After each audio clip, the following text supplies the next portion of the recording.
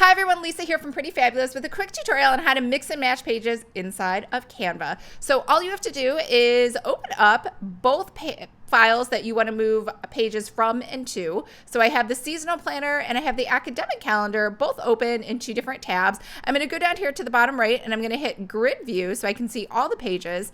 And then you're going to go to the file you want to move pages from. So I want to take this whole winter section over here and I'm going to highlight these. So all I did was hold the shift key on the first page and then the shift key and I clicked on the last page. I'm going to hit Command C now that those are all highlighted. I'm going to go over to the academic planner and I feel like winter starts right about November. So I'm going to go to the 2-page spread for November. I'm actually going to go to October because that's the last page right before November starts and that's kind of where I want to put it, right there in the middle. Then I'm going to hit Command V and it's going to insert those pages right after that one spot. So now we can see we have those winter pages here, and then we have the 2-page spread for November. All right, I hope everyone's having a wonderful and fabulous day, and I'll talk to you later. Bye.